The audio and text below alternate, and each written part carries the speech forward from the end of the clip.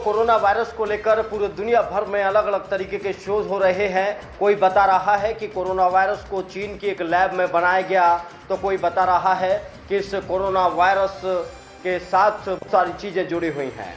लेकिन समाजवादी पार्टी के एक सांसद को अगर आप सुनेंगे तो आप अपना माथा पकड़ लेंगे। इन सांसद के मुताबिक जो कोरोना वायरस फैल रहा है वह हिंदुस्तान में इसलिए फैल रहा है क्योंकि हिंदुस्तान में शरीयत के साथ छेड़छाड़ की गई और इसीलिए तूफान भी आ रहे हैं, कोरोना वायरस भी तेजी से फैल रहा है। इन सांसद साहब का बयान सुनिए। इन 7 सालों में जनता का जो हशर हुआ है वो मुझसे और आपसे छुपा हुआ नहीं है।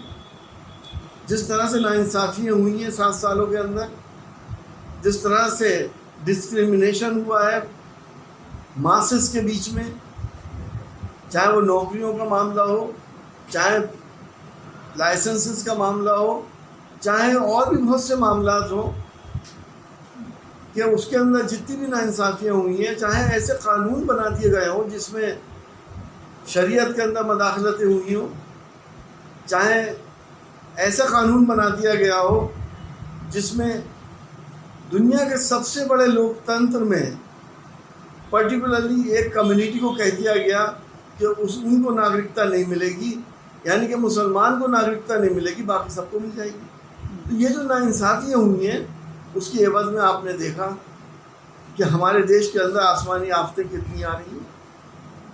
10-10 दिन में 2-2 तूफान आ गए। हमने देखा है कि कोरोना के अंदर गरीब आदमी का क्या हशर हुआ है।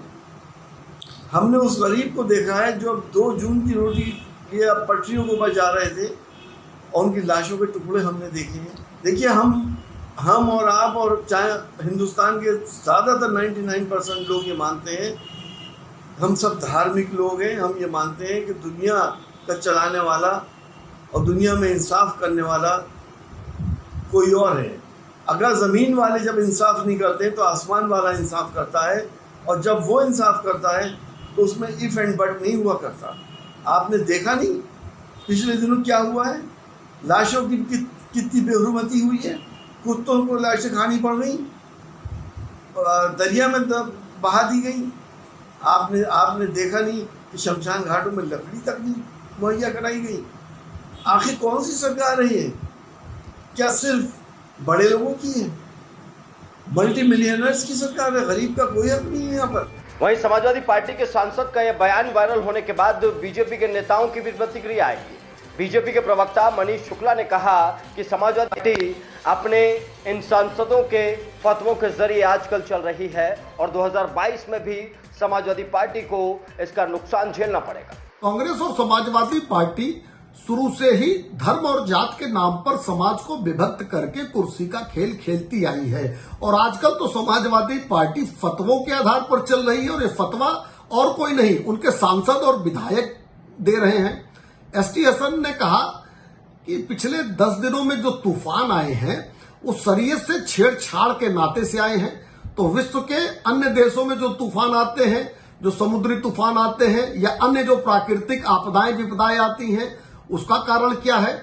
दूसरी तरफ कांग्रेस के नेता नसीमुद्दीन सिद्दीकी, जब कांग्रेस की हालत पतली उन्होंने देखी तो अब वो आह्वान कर रहे हैं धर्म के आधार पर घृणा पैदा करके कि मुसलमान कांग्रेस के साथ आ जाएं तो भाजपा से हम निपट लेंगे। इन बयानों से स्पष्ट है कि कांग्रेस और समाजवादी पार्टी ने आसन्न 2022 के चुनाव में हार स्वीकार कर ली है और अब धार्मिक तुष्टीकरण के अलावा उनके पास कोई चारा नहीं बचा है। कुल मिलाकर देखा जाए तो कोरोना वायरस को लेकर अभी पूरी दुनिया में शोध चल रहा है और बहुत सारी चीजें कोरोना वायरस की उत्पत्ति को लेकर निकल कर आ रही हैं। लेकिन ये बेतुकी बातें जो सपा सांसद द्वारा की गई कि आसमानी आफत है, शरीयत के साथ छेड़छाड़ की गई इसलिए फैल रहा है, तो ये अपने आप में हैरान करने वाली हैं, क्योंकि कोरोना सिर्फ हिंदुस्तान में नहीं पूरी दुनिया में फैल रहा है। इसलिए अखिलेश यादव से हम यही कहना चाहेंगे कि समाजवादी पार्टी के अपने नेताओं और अपने इन सांसदों को कहें कि अपना दिमाग ठिकाने पर रखें, वरना समाजवादी पार्टी को इसका नुकसान झेलना पड़ सकता है।